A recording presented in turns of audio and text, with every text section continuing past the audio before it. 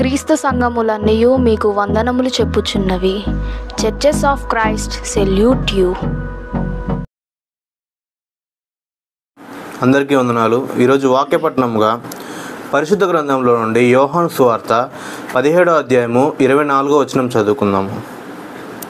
తండ్రి, నేనెక్కడ ఉందునో అక్కడ నీవు నాకు అనుగ్రహించిన వారును నాతో కూడా ఉండవలననియు, నీవు నాకు అనుగ్రహించిన నా మహిమను వారు చూడవలననియు కోరుచున్నాను. జగత్తు పునాది వేయబడక మునిపే నీవు నన్ను ప్రేమించితివి. ఈ వచనాన్ని దేవుడు ఫలింపజేయనుగాక. అందరికీ వందనాలు. ప్రార్థన చేసుకుందాం. ప్రార్థన చేసుకొని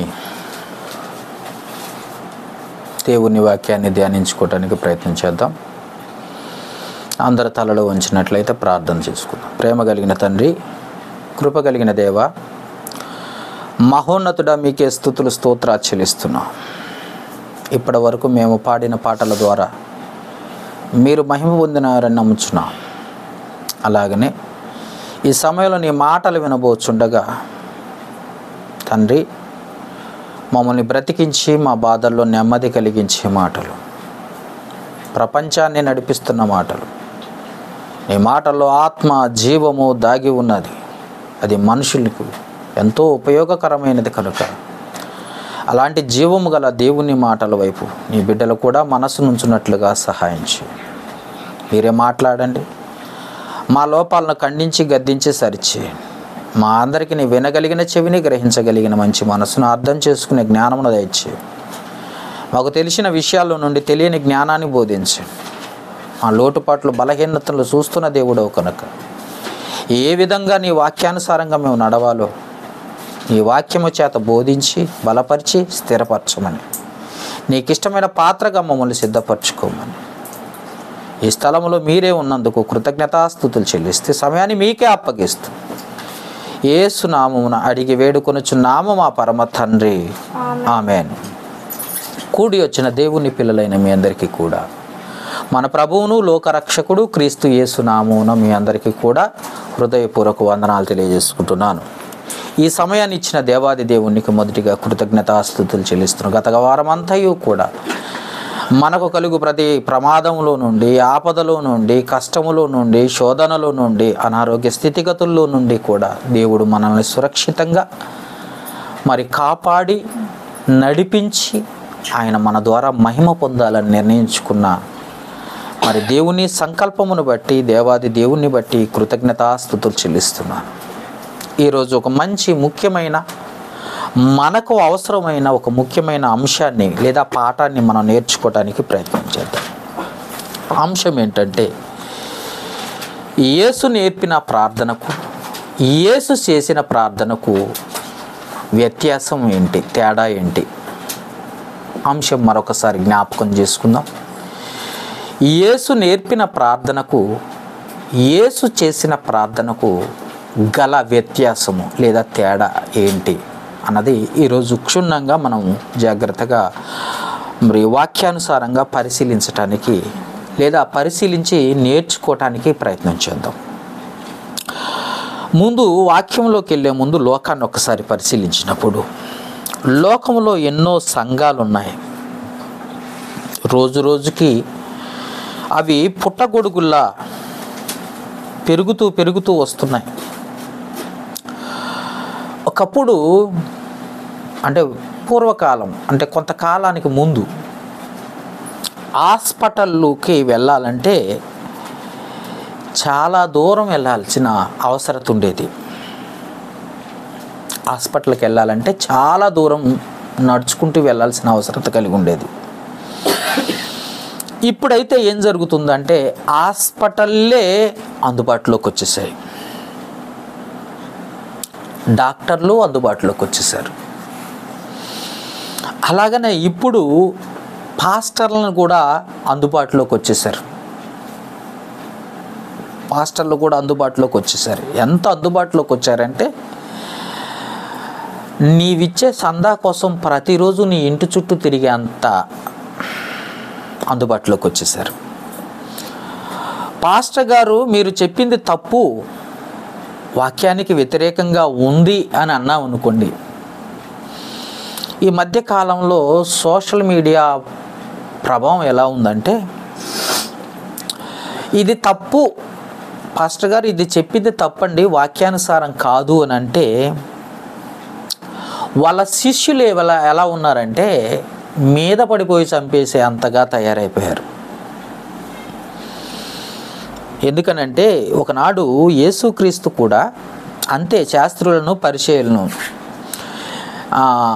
ఆయన వాళ్ళు చెప్పిన దాన్ని మరి గద్దిస్తూ హెచ్చరిస్తూ ఇది తప్పు అని చెప్పినందుకు యేసు ప్రభువునే సిలువేశారు.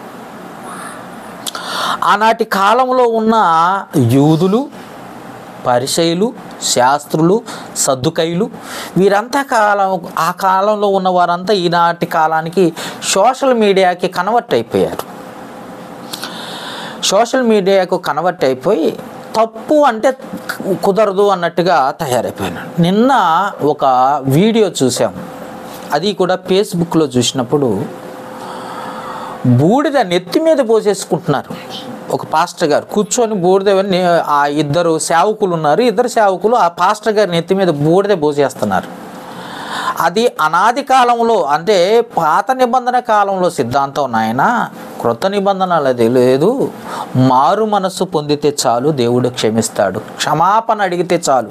అయ్యో నేను పాపిని అని సుంకరు ప్రార్థన చేసినట్లుగా ప్రార్థన చేస్తే దేవుడు వింటాడు అంటే వినేటట్లుగా లేరు. ఇప్పుడు బూడిద పోసుకుంటే హైలైట్ అయిపోతున్నారు.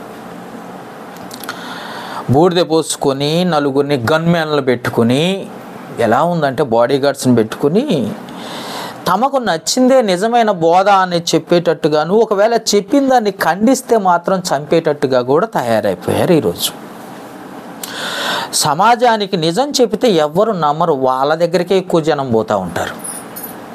వాళ్ళ దగ్గరికి ఎక్కువ జనం పోవటానికి కారణం ఏంటంటే ఆ అబద్ధాన్ని వాళ్ళు చెప్పిందానే నమ్ముతూ ఉన్నారు. నిజమే, బైబిల్లో యోహాను గారిని చూసినా, స్టెఫన్ గారిని చూసినా, యాకోబు గారిని చూసినా అలాగే చెప్పినందుకు చంపేశారు. మీకు తెలుసో లేదో, బైబిల్లో తలలో నరికి మరీ చంపారు. యోహాను గారిని అయినా స్టెఫన్ గారిని అయినా రాళ్ళు తీసుకుని, స్టెఫన్ గారిని నిజం చెప్పినందుకే రాళ్ళు తీసుకుని కొట్టి చంపేశారు. పాపం యాకోబు గారిని అయితే వాక్యము ఉన్నది ఉన్నట్లుగా చెబితే తల నరికేశారండి, ఘోరంగా తల నరికేశారు. నిజం, అలాంటి వాళ్ళే ఇప్పుడు కూడా ఉన్నారు. ఎందుకంటే ఉన్నది ఉన్నట్టు చెబితే ఊర్లో ఉండనివ్వరట, అది మాత్రం వాస్తవం. ఒక సామెత ఒకటి ఉండే, ఉన్నది ఉన్నట్టుగా చెబితే ఊర్లో ఉండనివ్వరు.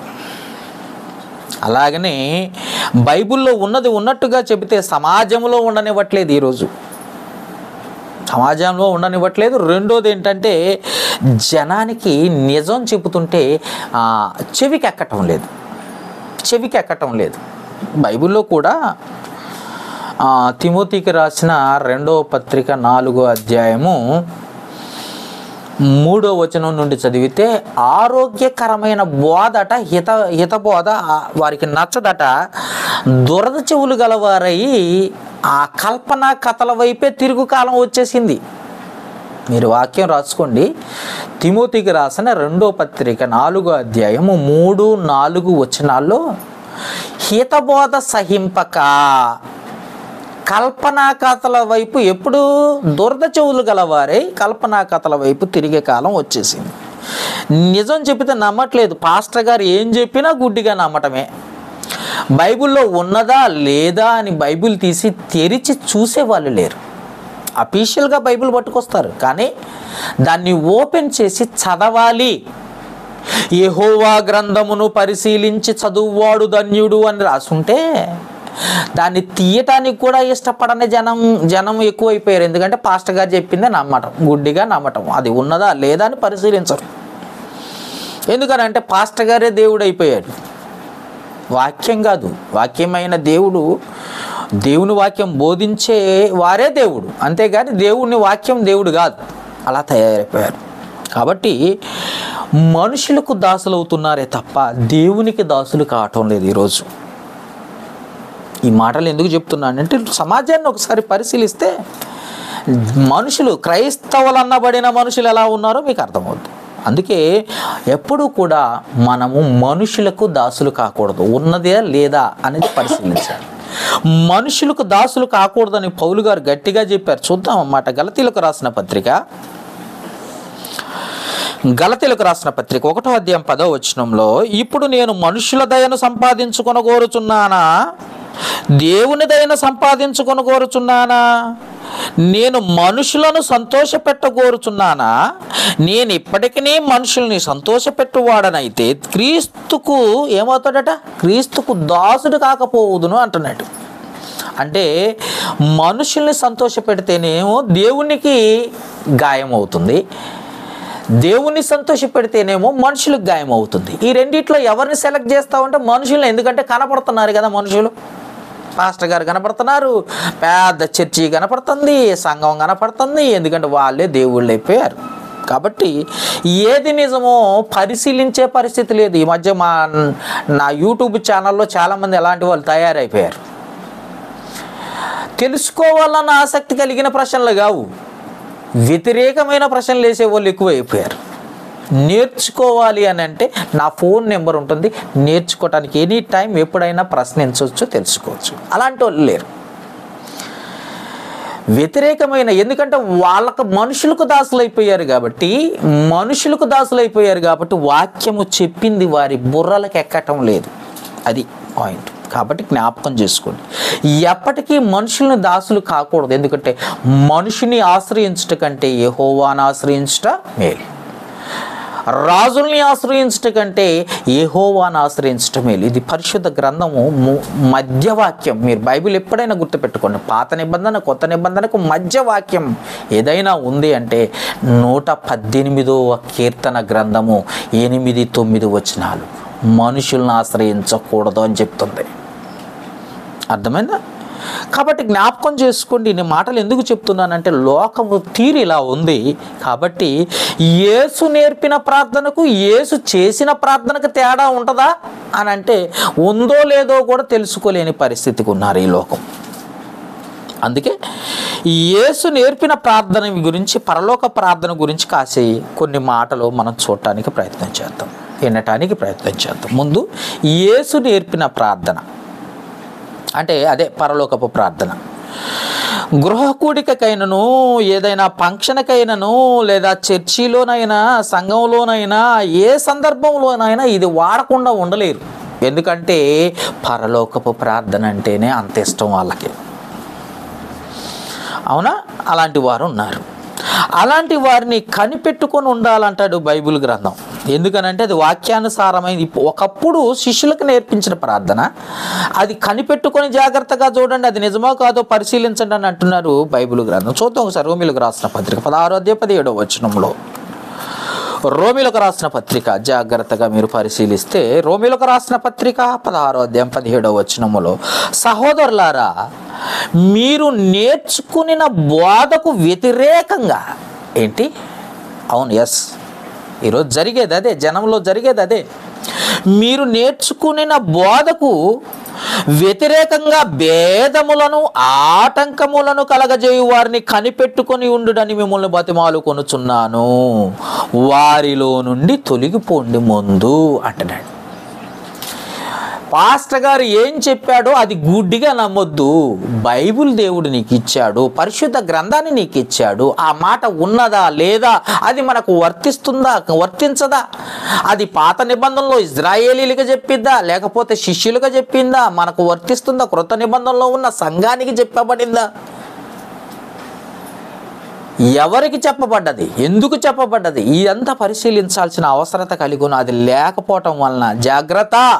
మీరు నేర్చుకున్న బోధకు వ్యతిరేకమైన భేదములు, ఆటంకములు కలగజేయవారు ఉన్నారు లోకంలో. కాబట్టి వారిని ఏం చేయాలి? కనిపెట్టుకొని ఉండండి. పైగా అలాంటి బోధలు బోధించే వారి దగ్గర నుండి తొలగిపోండి అని చెప్తుంది. కాబట్టి జ్ఞాపకం చేసుకోండి. రోమాలో ఉన్నవారు, ఒకప్పుడు రోమాలో ఉన్నవారే రోమన్ క్యాథలిక్ వారు. మీకు తెలుసో లేదు, మొన్న ఈ మధ్య గుడ్ ఫ్రైడే గడిచిన వారంలో జరిగింది. గుడ్ ఫ్రైడే అంటే అది దాని సృష్టికర్త ఎవరో కూడా తెలియదు పాపం చాలామందికి. మొన్న చూస్తే ఒక జాతర, మన దగ్గర ఒక జాతర జరిగింది. జాతర అంటారా, ఒక తిరునాళ. పాతకాలం నాట్లో జనాలు అనేది తిరునాళ. ఎంత అంటే ట్రాఫిక్ జామ్ అయిపోయే అంత, ఎంత అంటే పిచ్చి జనం వేల మంది వచ్చే అంత. అది నిజమా వాక్యానుసారమా అన్నది తెలుసుకోకుండా గుంపులుగా ఎంతమందో అందరూ కూడా విగ్రహారాధాన్ని దాన్ని ఆస్వాదించే వాళ్ళే. కాబట్టి క్యాథలిక్, రోమన్ అంటేనే రోమాలో ఉన్న వారంతా రోమన్ క్యాథలిక్లు అన్న సంగతి జ్ఞాపకం చేసుకోవాలి. వారు భయంకరులు, విగ్రహారాధికులు. ఆల్రెడీ విగ్రహాలు కనపడుతూనే ఉంటాయి రోడ్డు పక్కన దగ్గర, మనకి చూస్తూ ఉంటే ఆ విగ్రహాలు కనపడతాయి. అసలు దేవుడు ఎవరో తెలియదు. దేవుళ్ళు ఎవరంటే దేవత అంటారు వాళ్ళు. ఖచ్చితంగా దేవుళ్ళు ఎవరో తెలుసుకోవడానికి ఇష్టపడరు. వాళ్ళకు ఒక్కటే తెలుసు, దేవత. బైబిల్లో పుస్తకాలే 66 పుస్తకాలు ఉంటే, మనకు బైబిల్లో పుస్తకాలు ఎన్ని ఉన్నాయో తెలుసా? బైబిల్ అనగా గ్రంథము. అయితే ఈ గ్రంథంలో ఉన్న పుస్తకాలు ఏంటంటే 66. ఇవి పూర్తిగా చదవకుండా వారు రోమన్ క్యాథలిక్ వాళ్ళు మరొక 7 పుస్తకాలు కలిపారట. 7 పుస్తకాలు కలిపి మొత్తం కలిపి 73 పుస్తకాలు. వాళ్ళ పరిశుద్ధ గ్రంథాన్ని చదివితే 73 పుస్తకాలు ఉంటాయి వాళ్ళకి. అవునా? ఉంటాయి. మీరు చూడండి, ఎప్పుడైనా పరిశీలించండి. వారి బైబిల్ వేరు, మనకి ఉన్న బైబిల్ వేరు. వారికి పాటలు జపాలు తప్ప వాక్యం తెలియదు. మీరు బాగా గుర్తుపెట్టుకోండి. ఎందుకు చెప్తున్నానంటే మొన్న జరిగింది చూసి ఎవరికి చెప్పలేక బాధ. పాటలు జపాలు తప్ప వాళ్ళకి ఏమీ తెలియదు. పాటల పుస్తకం బైబిల్ కంటేలా ఉంటుంది, మీకు తెలుసో లేదో వాళ్ళ దగ్గర. ఇంకా యేసు వాళ్ళ దృష్టిలో ఎప్పుడు చూసినా బాలుడు, చిన్న పిల్లవాడు. ఎప్పుడు కూడా చిన్న పిల్లవాడు బాల యేసు, మరియమ్మ అని ఉంటారు. ఎప్పుడు చూసినా బాలుడైనా ఎదగడా? వాళ్ళ దృష్టిలో ఎదిగే పరిస్థితి లేదు. ఎందుకంటే వాళ్ళు అలా ఫిక్స్ అయిపోయారు, విగ్రహారాధికులు. ఇంకా చెప్పాలంటే బైబిల్లో యేసు తన తల్లిని ఏం చేశాడో ప్రక్కకు పెట్టేశాడన్న సంగతి, గొప్పగా చేయలేదు, పక్కకు నెట్టేశాడట తల్లిని. ఆ సంగతి కూడా తెలియదు. మరొకసారి చూద్దాం అన్నమాట. మత్తయి సువార్త 12వ అధ్యాయంలో యేసు తన తల్లిని, తన సహోదరుల్ని ఏం చేశాడో ఒకసారి చూద్దామండి, పరిశీలిస్తేనే మీకు అర్థమవుద్ది. యేసు వాక్యం బోధిస్తున్నాడట. బోధించే సమయంలో మరి ఆ సమయానికి తల్లి, తన సహోదరులు వచ్చారట. ఏం జరిగిందో చూద్దాం ఒకసారి ఆ సందర్భం. 12వ అధ్యాయం 46 నుండి 50 వచనాలు చదువుదాం. ఆయన జనసమూహంలో ఇంకా మాట్లాడుతుండగా, వాక్యం బోధిస్తుండగా, ఇదిగో ఆయన తల్లి సహోదరులు ఆయనతో మాట్లాడగోరుచు వెలుపల నిలిచి ఉండిరి. అంటే జనసమూహం ఆయన దగ్గరకు పోవటానికి అవకాశం లేకుండా బయట నుంచున్నారు పాపం. అందులో అప్పుడొకడు అంటే ఆ గ్రూపులో ఒకడు వెంటనే యేసుప్రభు దగ్గరికి వెళ్ళి, ఇదిగో నీ తల్లియు నీ సహోదరులు నీతో మాట్లాడవాలని వెలుపల నిలిచి ఉన్నారని ఆయనతో చెప్పాడు. ఇగో మీ అమ్మగారు వచ్చారు, ఇదిగో మీ అన్నయ్య, మీ తమ్ముళ్ళు, వాళ్ళందరూ వచ్చారని, సహోదరులందరూ వచ్చారు అని చెప్పాడట. చెప్పినప్పుడు అందుకు ఆయన తనతో ఈ సంగతి చెప్పిన వాడిని చూసి, నా తల్లి ఎవరు అని ప్రశ్నించాడు. మరియమ్మ ఆరోగ్యమాత. ఏంటండి, చాలా మాతలు ఉన్నారు వీళ్ళల్లో.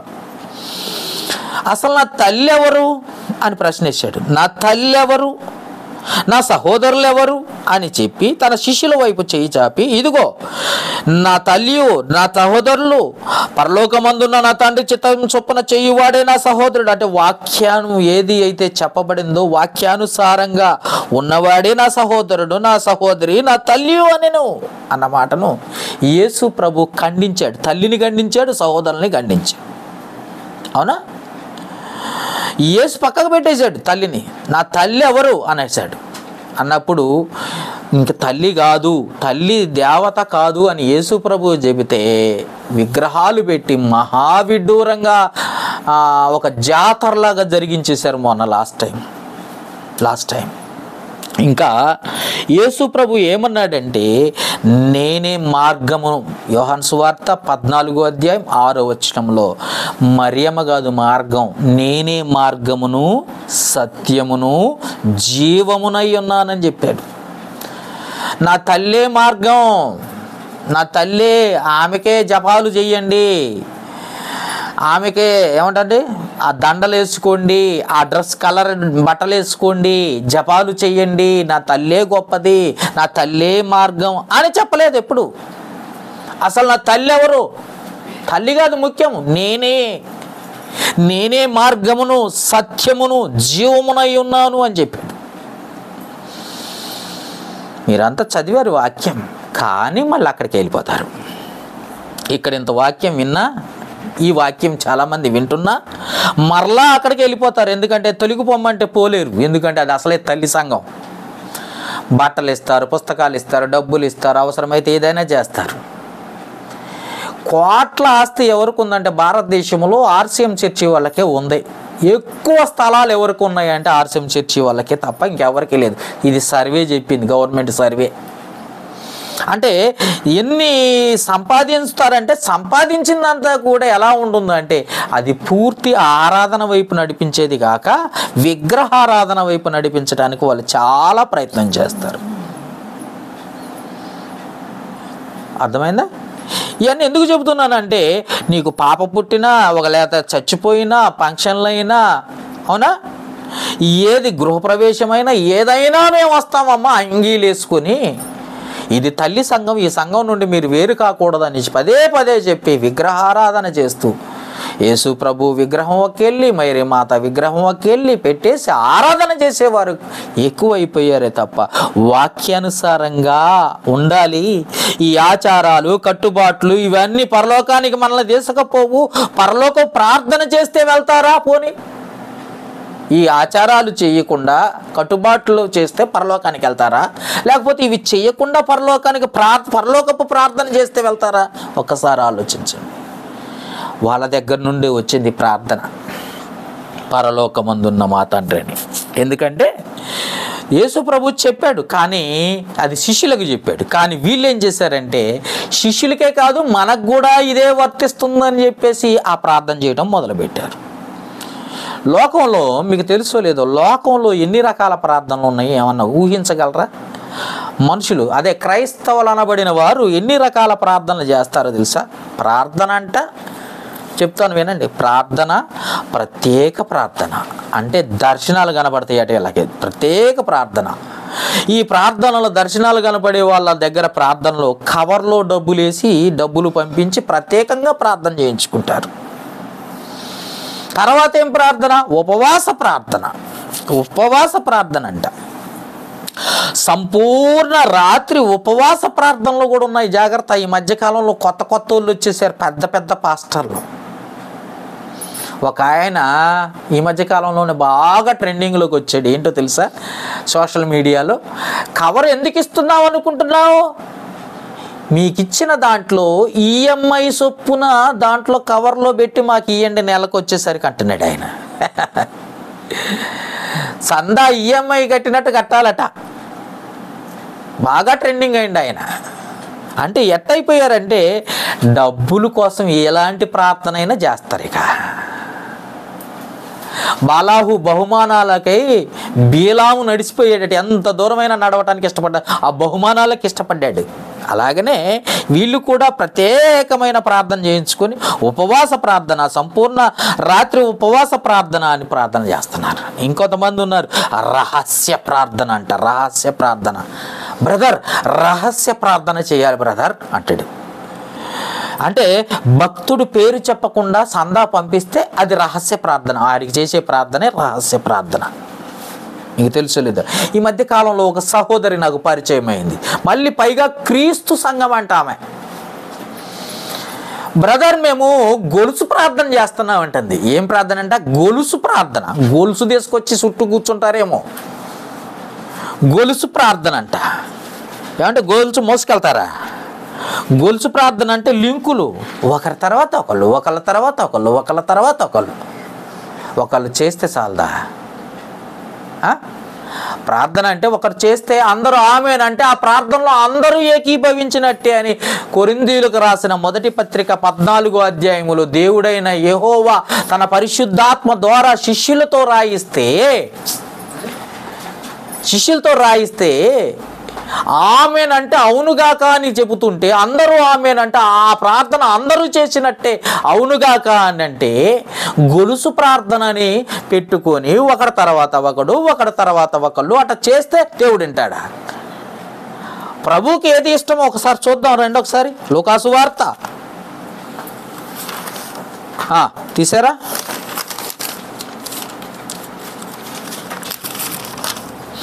లూకాసు వార్త 21వ అధ్యాయం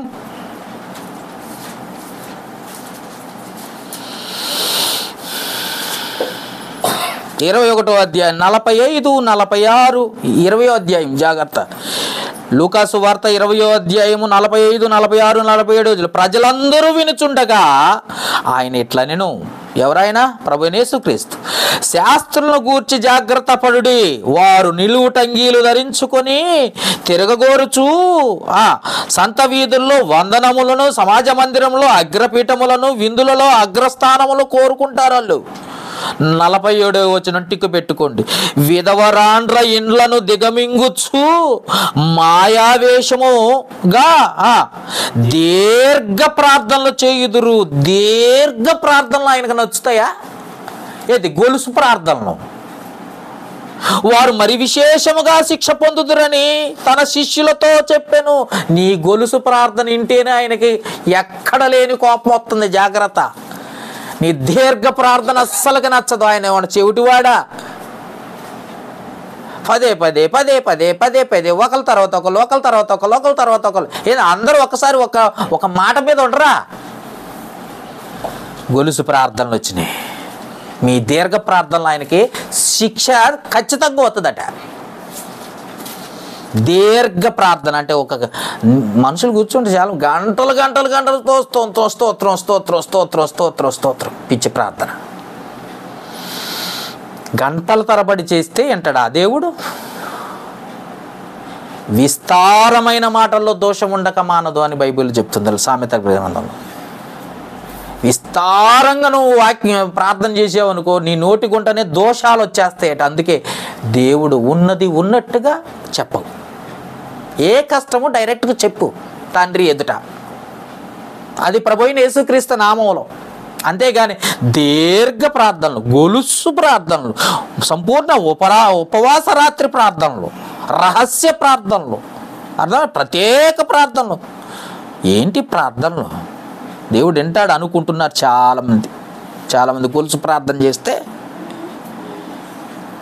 ఒకరి తర్వాత ఒకళ్ళు చేస్తే తప్పకుండా దేవుడు వింటాడు అనుకుంటున్నారు. ఇంకొంతమంది తయారయ్యారు ఈ మధ్యకాలంలో. మెట్ల ప్రార్థన అంటే ఎక్కడో ఈ మాట ఆ విజయవాడ ప్రాంతంలో మెట్ల ప్రార్థన అంటే మెట్ల ప్రార్థనలు అంటే మీకు తెలుసు లేదో, దేశంలో ఉన్న వాళ్ళందరి కొరకు ప్రార్థన చేసేది మెట్ల ప్రార్థన అంట. మెట్ల ప్రార్థన అంటే స్టెప్ బై స్టెప్ అంటే ఒకళ్ళ తర్వాత ఒక అట చేసేది కాదు. ఒకళ్ళ గురించి ఒకళ్ళు అట చేసుకుంటూ పోయేది మెట్ల ప్రార్థన అంట. అందరి కొరకు ఒక్క మాట, ఈ దేశాన్ని పరిపాలించే ప్రతి అధిపతి కొరకు, ప్రతి వారి కొరకు ప్రార్థిస్తున్నామంటే వాళ్ళు ఎవరో తండ్రి అయిన దేవునికి తెలుసు. అసలు వాళ్ళందరికీ అధికారం ఇచ్చింది ఎవరు?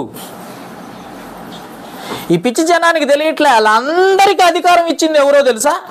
ఎవరో చూద్దాం. లూకాసు వార్త, అదే రోమీలకు రాసిన పత్రిక. వాళ్ళందరి కొరకు వీళ్ళు ప్రార్థన చేస్తున్నారులే కానీ పేరున వాళ్ళందరికీ అధికారం ఇచ్చింది ఎవరో కూడా తెలియదులే. చూద్దండి ఒకసారి. రోమీలకు రాసిన పత్రిక 13వ అధ్యాయం 1 నుండి చదవండి నాన్న. రోమీలకు రాసిన పత్రిక. ప్రపంచాన్ని పరిపాలించే నాయకులు ఉన్నారు, దేశాన్ని పరిపాలించే నాయకులు ఉన్నారు, అధికారులు ఉన్నారు. ఒకడు ఉద్యోగం వచ్చి అధికారిగా ఉన్నాడంటే ఆ అధికారాన్ని ఇచ్చింది ఎవరో కూడా తెలియని పిచ్చి జనం ఉన్నారు. చూడండి సార్, చదవండి అన్నమాట. ప్రతివాడును పై అధికారులకు లోబడి ఉండవలను, ఏలయనగా దేవుని వలన కలిగినది తప్ప మరి ఏ అధికారమును లేదు. ఒక అధికారి ఉన్నాడంటే ఆ అధికారం ఇచ్చింది దేవుడు.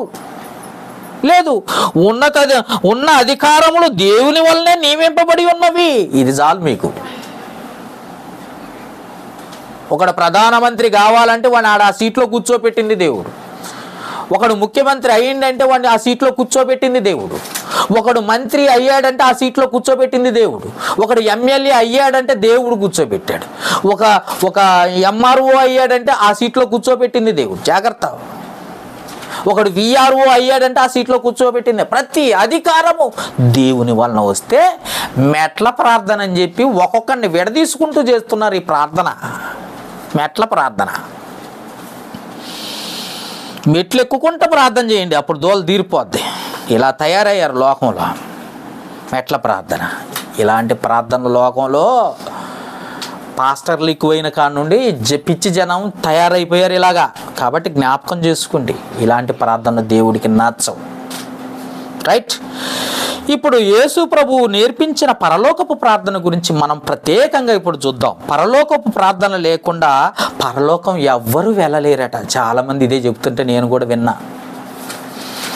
పరలోకపు ప్రార్థన అంటే పరలోకం ప్రార్థన చెయ్యకుండా పరలోకం వెళ్ళలేరట. వాళ్ళు చెప్తుంటే చాలా విచిత్రం అనిపించింది నాకు. చూడండి లూకాసు వార్త 11వ అధ్యాయం 1-2 వచనాలు చూడండి. లూకాసు వార్త 11వ అధ్యాయం 1-2 వచనాలు. ఆయన ఒక చోట ప్రార్థన చేయుచుండగా ప్రార్థన చాలించిన తర్వాత ఆయన శిష్యుల్లో ఒకడు, ప్రభువా, యోహాను తన శిష్యులకు నేర్పినట్టుగా మాకు ప్రార్థన చేయమని ఆయన నేర్పమని అడిగాను. చూసారా, వాళ్ళకు ప్రార్థన ఎలా శిష్యులకు యేసు యొద్దకు వచ్చి అడిగారట. ఏమని అడిగారు? ప్రార్థన ఎలా చేయాలో మాకు తెలియదయ్యా. అయ్యా ప్రభువా, మాకు ప్రార్థన ఎలా చేయాలో తెలియదయ్యా, మాకు ప్రార్థన చేయండి, ప్రార్థన నేర్పించయ్యా అంటే అర్ధగంట. ఏమండి, చాలామంది చేస్తారు అర్ధగంట ప్రార్థన చేసి ఈ చిన్ని ప్రార్థన చేర్చుకో ప్రభువా, ఈ దీనదాసుని ప్రార్థన ఆలకించు ప్రభు అట. దీనదాసుని ప్రార్థన గంట చేసి. ఏమండి, ఉన్నారా లేరా? శిష్యులకి ఏం తెలుసు? ఒక శిష్యులు అంటే ఎవరో తెలుసా మీకు? వీళ్ళు ఎవరో తెలుసా? పూర్తి వివరణ మీకు తెలియదు. ఎందుకు నేర్పమన్నారు అని అంటే శిష్యులు ఎవరో మీకు తెలియాలి ముందు. శిష్యులు ఎవరు అంటే చేపలు పట్టేవారు. వాళ్ళు విద్య లేని పామరులు, చదువుకున్న వాళ్ళు కాదు వాళ్ళు. మీరు అదే కదా, మత్తయి సువార్త చదవండి 4వ అధ్యాయం 19వ వచనం 18వ వచనం నుండి చదువుతారా? మత్తయి సువార్త 4వ అధ్యాయం 18వ వచనం. యేసు గలిలయ సముద్ర తీరమున నడుచుకుంటూ వెలుచుండగా పేతురు అనబడిన సీమోను అతను సహోదరుడైన ఆంద్రే అను 2 సహోదరులు సముద్రంలో వల వేయట చూశాను. వారు జాలర్లు, చేపలు పట్టేవాళ్ళు. ఆయన, రండి నన్ను వెంబడించండి, నేను మిమ్మల్ని మనుషులను బట్టే జాలలుగా చేస్తాను అని చెప్తే వాళ్ళు అవన్నీ విడిచిపెట్టి వచ్చిన వాళ్ళు. వాళ్ళంతా దోణలు 21వ వచనంలో దోణలు విడిచిపెట్టి వచ్చేసారు. వాళ్ళు ఎవరు? శిష్యులు అంటే ఎవరు? చేపలు పట్టేవారు, చేపలు పట్టి అమ్ముకునేవారు, విద్య లేని పామరులు. వారు విద్య లేని పామరులు. అర్థమైందా? అలాంటి వారికి ప్రార్థన చేయటం ఎలాగో తెలియదు. కాబట్టి యేసు ప్రభు దగ్గరకు వచ్చి, అయ్యా మాకు ప్రార్థన నేర్పించు ప్రభువా అని అడిగారు. అయితే నువ్వేమన్నా అడిగావా యేసుని? నువ్వు కాదు కదా అడిగింది, శిష్యులు కదా అడిగింది ఆ ప్రార్థన. మాకు నేర్పించు ప్రభు అని అడిగింది శిష్యులు, నువ్వు అడగలేదు కదా. యేసు వారికి చెబితే నీకు చెప్పినట్లేనా? ఆలోచించండి. యేసు ప్రభు శిష్యులకు చెప్పాడు. శిష్యులు ఎవరు? 12 మంది. ఆయన వెంబడించిన వారు అపోస్తలులు అంటారు వీళ్ళని. వాళ్ళకి చెప్పాడు ఆ ప్రార్థన. మీకు చెప్పినట్టేనా అనుకుంటున్నారు చాలామంది, నాకు చెప్పినట్టే అని. అయితే మీకు చెప్పినట్లయితే మత్తయి సువార్త తీయండి ఒకసారి. మత్తయి సువార్త తీయండి 19వ అధ్యాయం. 19వ అధ్యాయం మీకు ఒక సందర్భం చెప్తాను, గుర్తు చేసుకోండి. 16వ వచనం నుండి 22వ వచనం వరకు ఒక సందర్భం ఉంది. ఇదిగో ఒకడు, నేను చదువుతున్నాను, దయచేసి బైబిల్ తీసి చూడండి, అబద్ధం ఏం చెప్పట్లా, ఉన్నది ఉన్నట్టు చదువుతాను చూడండి. ఇదిగో ఒకడు ఆయన యొద్దకు వచ్చి, బోధకుడా, నిత్యజీవం పొందుటకు నేనేం మంచి కార్యం చేయవలనని ఆయన అడిగాను. అందుకు ఆయన, మంచి కార్యమును గూర్చి నన్ను ఎందుకు అడుగుచున్నావు? మంచివాడు ఒక్కడే. నీవు జీవములో ప్రవేశింపగోరినట్లా ఆయన ఆజ్ఞలు గైకొనమని చెప్పాను. అతడు ఏ ఆజ్ఞలు ఆయనను గైకొనాలని అడిగాడట. అప్పుడు 18వ వచనం, యేసు, నరహత్య చేయకూడదు, వ్యభిచరించవద్దు, దొంగిలించవద్దు, అబద్ధ సాక్ష్యం పలకవద్దు, తల్లిదండ్రులను సన్మానించుము, నిన్ను వలె నీ పొరుగువానిని ప్రేమింపవలనదే నీకు తెలియదా అని చెప్పేసాడట. చెప్పేటప్పుడు 20వ వచనం, అందుకు ఆ యవ్వనస్తుడు ఏమంటున్నాడంటే, ఇవన్నీ నేను చిన్నప్పటి నుండి నాకు తెలుసు, ఇవన్నీ నాకు తెలుసు, అనుసరించే ఉన్నాను, ఇంకను నాకు ఏమి కొదవా అని అడిగిండట. నాకేంది మొత్తం చిన్నప్పటి నుండి అన్నీ నాకు నేర్చుకున్నానే, నాకు తెలుసు, నేను పుట్టుకతో క్రైస్తవునే, నాకు ఇవన్నీ తెలుసు అన్నాడట. అనగానే యేసు ప్రభు అన్న మాట ఏంటో మనం జాగ్రత్తగా చూద్దాం. 21వ వచనం, అందుకు యేసు, నీవు పరిపూర్ణుడు అగుటకు కోరిన ఎడల పోయి నీ ఆస్తిని అమ్మి బీదలకిమ్ము, అప్పుడు పరలోకమందున్న నీకు ధనం కలుగును, నీవు వచ్చి నన్ను వెంబడించమని అతని చేత చెప్పినావు. 22వ వచనం, అయితే ఆ యవనుడు మిగుల ఆస్తి గలవాడు గనుక ఆ మాటకు విని వ్యసనపడుచు వెళ్ళిపోయాను. ఈ మాట ఎందుకు చెప్పానంటే, శిష్యులకు ప్రార్థన నేర్పించమంటే శిష్యులకు యేసు ప్రభు ప్రార్థన నేర్పించాడు. యేసు ప్రభు నేర్పించిన ప్రార్థన శిష్యులకైతే అది నాకు కూడా వర్తిస్తుంది అని అనుకున్నప్పుడు, ఈ ధనవంతుడైన యవనస్తుడికి చెప్పిన మాట ఏంటి? మీ ఆస్తి మొత్తం అమ్మేసి నన్ను వెంబడించమన్నాడు. ఈ మాట వర్తించదా? అట్టయితే మీ ఆస్తి మొత్తం అమ్మి యేసు ప్రభుని వెంబడించండి, చూద్దాం ఎంతమంది వెంబడిస్తారు. అంటే ప్రార్థన వరకు చేయటం అయితే ఇష్టం, కానీ యేసుప్రభు మాట ధనవంతుడికి చెప్పిన, యవనస్తుడికి చెప్పిన మాట మాత్రం వద్దు, ఎందుకంటే ధనం పోద్దని. ఆస్తిపరుడైన అతడు కూడా వెంబటనే వెళ్ళిపోయాడట, వద్దు ఈ ప్రార్థన నేను చేయలేనని, నేను వెంబడించలేనని. అంటే నీకు అనుకూలమైన మాటలేమో తీసుకుంటావు, నీకు నచ్చని మాటలేమో పక్కన పెడతావు. ఇది నీ సందర్భం, అర్థమైందా? వాక్యం నీకు అనుకూలంగా ఉందనుకో, దాన్ని జాగ్రత్తగా చదువుతావు. వాక్యం నిన్ను గట్టి గద్దించినట్టు అనిపించింది అనుకో, అక్కడి నుండి వెళ్ళిపోతావు. నేను మళ్ళీ పైగా పాస్టర్ గారు నన్ను గురించే చెప్పిండు, నా గురించే చెప్పిండు అని చెప్పుకుంటావు. ఎందుకనంటే లోకంలో కలిసిపోయావు నువ్వు, అందుకే నీకు వాక్యం అర్థం కావట్లే. చూద్దాం ఒకసారి శిష్యులకి ఏం నేర్పించాడు యేసు ప్రభువు. చూద్దాం మత్తయి సువార్త 6వ అధ్యాయము 9వ వచనం నుండి చదువుకుందాం. మత్తయి సువార్త 6వ అధ్యాయం 9వ వచనం. కాబట్టి మీరు ఇలాగ ప్రార్థన చేయండి, యేసు ప్రభు చెప్తున్నాడు శిష్యులకి, పరలోకమందున్న మా తండ్రి, నీ నామము పరిశుద్ధపరచబడునుగాక అన్నాడు. దేవుని నామము ఎక్కడ పరిశుద్ధపరచబడుతుందో అక్కడ ఆయన మహిమపరచబడతాడు. ఆయన ఎక్కడ మహిమపరచబడతాడో అదే సంఘం. క్లియరా? ఇది పెద్ద డౌట్. చూడండి ఒకసారి, ఒక చెయ్యి అక్కడ పెట్టుకొని ఎఫెసీయులకు రాసిన పత్రిక రండి. దేవుడు ఎక్కడ మహిమపరచబడతాడో చూద్దాం ఒకసారి. ఎఫెసీయులకు రాసిన పత్రిక జాగ్రత్తగా వినాలి. 3వ అధ్యాయం 21, 22 కలిసి ఉన్నది చదవండి ఒకసారి. దేవుడు ఎక్కడ మహిమపరచబడతాడో చూద్దాం. నీ నామం పరిశుద్ధపరచబడును కాక అంటే దేవుడు ఎక్కడ మహిమపరచబడతాడు, ఆయన నామం ఎక్కడ మహిమపరచబడుతుంది రాయబడింది. చదువుదాం. ఎఫెసీయులకు రాసిన పత్రిక 3వ అధ్యాయం 20, 21. మనలో కార్యసాధమైన తన శక్తి చొప్పున మనము అడుగు వాటన్నిటికంటేను ఊహించు వాటన్నిటికంటేను అత్యధికంగా చేయశక్తి గల దేవునికి క్రీస్తు యేసు మూలముగా సంఘములో తరతరములు సదాకాలము మహిమ కలుగునుగాక ఆమేన్ అని ఉంది. సంఘములో మహిమపరచబడతాడు. ప్రార్థన చేస్తే మహిమపరచబడు. ఈ నామం పరిశుద్ధపరచబడును గాక. ఆయన నామం పరిశుద్ధపరచబడేది, మహిమపరచబడేది సంఘంలో. అర్థమైందా? నువ్వు ప్రార్థన చేస్తే కాదు, నువ్వు సంఘానికి వచ్చి క్రమం తప్పకుండా దేవుడు చెప్పినట్టుగా నువ్వు చేస్తే అప్పుడు దేవుడు మహిమపరచబడతాడు, దేవుని నామం మహిమపరచబడుతుంది. అంతేగాని నువ్వేమనుకుంటున్నావు అంటే ప్రార్థన చేస్తే చాలు అనుకుంటున్నావు. అందుకే పరలోకమందున్న మా తండ్రి, నీ నామము పరిశుద్ధపరచబడును గాక అనేస్తున్నావు. ఇలాంటి దొంగలు ఏం చేస్తున్నారు తెలుసా? రోమీలకు రాసిన పత్రిక 2వ అధ్యాయం 24వ వచనం చదవండి నాన్న.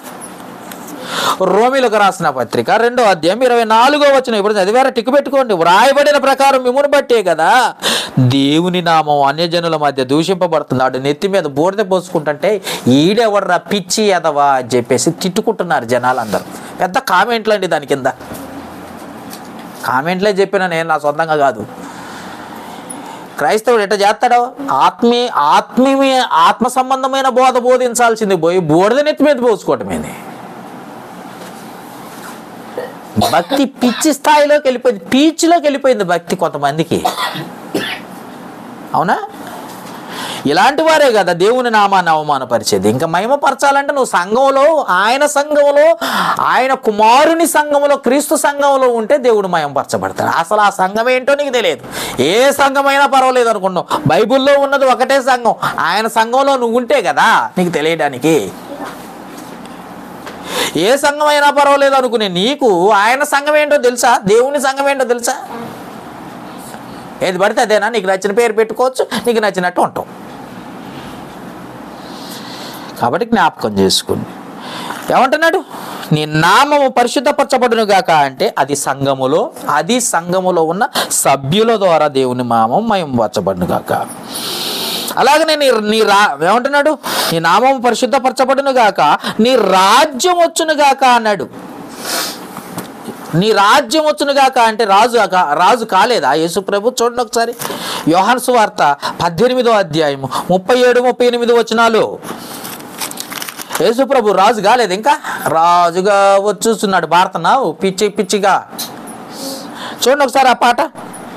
చాలామంది పాడుతూ ఉంటారు ఈ పాట, కానీ బైబిల్ ఏం చెప్తుందో చూడండి. ఆయన ఆల్రెడీ రాజ్, కింగ్.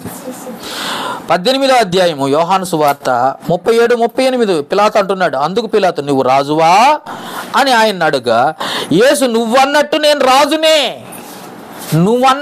రాజునే అంటున్నాడు. ఆల్రెడీ ఆయన రాజు అని ఆయన ఒప్పుకుంటే ఇంకా రాజుగా వచ్చుచున్నాడని పాట పాడుతున్నావంటే నీకు పిచ్చి బాగా ముదిరిపోయింది. అర్థమైందా? పిచ్చి బాగా ముదిరిపోయి రాజుగా వచ్చుచున్నాడు అంటున్నాడు. ఇంకేమంటున్నాడు? రాజుగా వచ్చుచున్నాడు అన్నది కాడ నీ రాజ్యం వచ్చును గాక, నీ చిత్తము పరలోకమందు నెరవేరునట్లు భూమి మీద నెరవేరును గాక అంటే నీ చిత్తం ఆయన చిత్తము సంఘం. అందుకే ప్రభువైన యేసుక్రీస్తుని లోకానికి పంపించి క్రీస్తు ద్వారానే మనం ఆయన పిల్లలుగా కావాలని ఆయన సంఘాన్ని ఏర్పాటు చేసినట్లుగా మనకు చెప్పబడింది మాట. సంఘాన్ని ఏర్పాటు చేసినట్లుగా మనం చూస్తున్నాం. సంఘమే రాజ్యం. సంఘం అంటే రాజ్యం. కొలస్సీలకు రాసిన పత్రిక 1వ అధ్యాయం 13వ వచనం చూడండి. సంఘమే రాజ్యం. ఎలాంటి వారిని దేవుడు పిలుస్తున్నాడు ఆ సంఘంలోకి చూడండి ఒకసారి. కొలస్సీలకు రాసిన పత్రిక 1వ అధ్యాయం 13వ వచనం. ఆయన మనల్ని అంధకార సంబంధమైన అధికారములో నుండి విడుదల చేసి తాను ప్రేమించిన తన కుమారుని యొక్క కుమారుడు కట్టిన సంఘం. మత్తయి సువార్త 16వ అధ్యాయం 18వ వచనం. ఆయన కట్టుకున్న సంఘం అది, ఆ కట్టుకున్న రాజ్యం అది. రాజ్య నివాసులుగా చేసిన అంటున్నాడంటే నీ రాజ్యం వచ్చునుగాక అంటున్నాం ఏంటి? ఏమంటున్నాడు ఇక్కడ? మత్తయి సువార్త 2వ అధ్యాయంలో పాపం ఈయన గారు హేరోదు రాజు గారు భయపడుతున్నాడు. యూదుల రాజుగా పుట్టిన వాడు ఎక్కడ ఉన్నాడని భయపడతా. ఆల్రెడీ పుట్టడంతోనే రాజుగా పుట్టాడట ఆయన. జ్ఞానులు ఏమని అడిగారు? యూదుల రాజు ఎక్కడున్నాడని. ఆల్రెడీ జ్ఞానులకు తెలిసిన జ్ఞానం ఈరోజు క్రైస్తవులకు తెలియలేదు. ఆయన కింగ్ అన్న సంగతి ఎవరికి తెలియలేదు. ఆయన మరణించిన తర్వాత రాజులకు రాజు అయ్యాడు, ప్రభువులకు ప్రభు అయ్యాడు. పుట్టటమే ఆయన రాజుగా పుట్టాడు. రాజంటే యుద్ధాలు చేసే రాజుల దగ్గర కాదు, ఆత్మ సంబంధమైన రాజేనా. శరీర సంబంధంగా చూస్తారు ఎప్పుడు చూసినా. రాజు అంటే మన మెంటాలిటీ మొత్తం భూ సంబంధమైందే, ఆత్మ సంబంధమైన రాజు. అందుకే ఏమంటున్నారు జ్ఞానులు? ఏమన్నారో తెలుసా?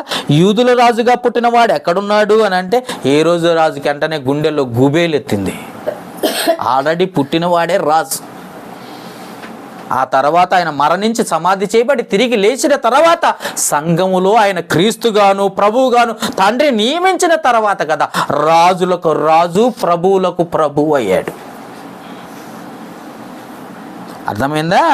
అంటే నీ రాజ్యం వచ్చును కాక అంటే ఆయన రాజు అన్న సంగతి కూడా మర్చిపోయారు జనం. చదవన్నాను ఇంకొక మాట ప్రకటన గ్రంథానికి వెళ్దాం. ఈ రాజుల గురించి కాస్త డిస్కషన్ చేద్దాం. మళ్ళీ ప్రార్థనకి చేయొచ్చో చేయకూడదో తెలియదు కదా మనకి, అందుకే ప్రకటన గ్రంథం 1వ అధ్యాయము 6వ వచనం. మనల్ని ప్రేమించుచు 1వ అధ్యాయం ప్రకటన గ్రంథం 1వ అధ్యాయం 6వ వచనం చదువుతున్నాను. మనల్ని ప్రేమించుచు తన రక్తము వలన మన పాపముల నుండి మనల్ని విడిపించిన వానికి మహిమయు ప్రభావములు యుగయుగములు కలుగునుగాక. ఆమేన్. ఆయన మనల్ని తన తండ్రియగు దేవునికి ఒక రాజ్యముగాను యాజకులుగా చేసెను. మనమే రాజ్యం, మనమే ఆ సంఘం, ఆ రాజ్యంలో ఆ సంఘంలో పౌరులు అని అంటే ఎవరన్నా నమ్ముతారండి? పిచ్చి పాస్టర్లు చెప్పే పిచ్చి మాటలన్నీ నమ్ముతారు, వాక్యం చెప్తే మాత్రం నమ్మరు. 9వ వచనం కూడా చదువుదామండి. యోహాను రాసిన ప్రకటన గ్రంథం 1వ అధ్యాయం 9వ వచనం.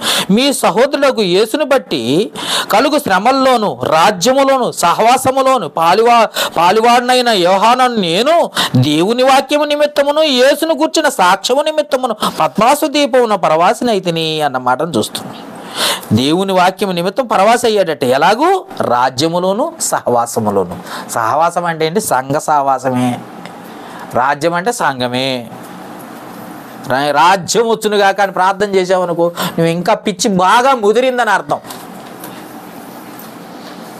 నీ నామం పరిశుద్ధపరచబడునుగా అంటే ఆయన నామం, ఒకప్పుడు యూదులు ఇశ్రాయేలీలు ఆయన నామాన్ని పలకాలంటే 7 సార్లు ఇస్సోపుతోటి అంటే విషపూరితమైన ఇస్సోపుతోటి 7 సార్లు నోరు పుక్కలించి కడుక్కొని అప్పుడు యావే అని పిలిచేవారు. తెలుసా మీకు?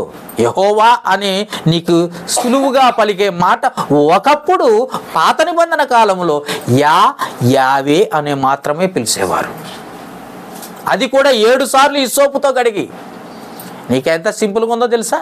అంటే నీ కృపకాలం గనుక ప్రభువైన యేసుక్రీస్తు నీకు రక్షణ ఇచ్చాడు గనుక నీకు యెహోవా అని పిలిచే అవకాశాన్ని ఇచ్చాడు దేవుడు. నీకు అవకాశాన్ని ఇచ్చాడు. కానీ నువ్వేమనుకుంటున్నావు? నీ రాజ్యం, ఆయన నామమే పరిశుద్ధపరచబడేది. ఆయన గొప్పది. ఆయన నామం పరిశుద్ధపరచబడాలంటే ఆయన నువ్వు మహిమపరచాలి. ఏమండి? నీ రాజ్యం వచ్చును కాకంటే ఆయన రాజు అయితే రాజ్యం లేకుండా ఎట్లా ఉంటుంది? యూదుల రాజు అని ఆల్రెడీ ఒప్పుకుంటుంటే నువ్వు చదువుతూనే ఉంటివి, ఇంకా యూదుల రాజు అంటుంటివి. ఆయన రాజ్యమే సంఘం అని బైబిల్ స్పష్టంగా చెబుతూ ఉంటే ఎలా స్పష్టంగా చెప్పబడదో కూడా ప్రకటన గ్రంథం 5వ అధ్యాయం 9-10 వచనాలు చూడండి. ప్రకటన గ్రంథం 5వ అధ్యాయం 9-10 వచనాలు. ప్రకటన గ్రంథము 5వ అధ్యాయము 9-10 వచనాలు. ఆ పెద్దలు నీవు ఆ గ్రంథమును తీసుకొని దాని ముద్రలు విప్పుటకు యోగ్యుడవు, నీవు వధింపబడిన వాడవై నీ రక్తం ఇచ్చి ప్రభువైన యేసుక్రీస్తుని గురించి దూతలు చెబుతున్నమాట. నీ రక్తం ఇచ్చి ప్రతి వంశములోను ఆయా భాషలో మాట్లాడు వారిలోను ప్రజలోను ప్రతి జనములోను దేవుని కొరకు మనుషులను కొని మా దేవునికి ఒక రాజ్యముగాను యాజకులుగాను చేసితివి గనుక వారు భూలోకమందు ఏలుదురని కొత్త పాట పాడుదురు.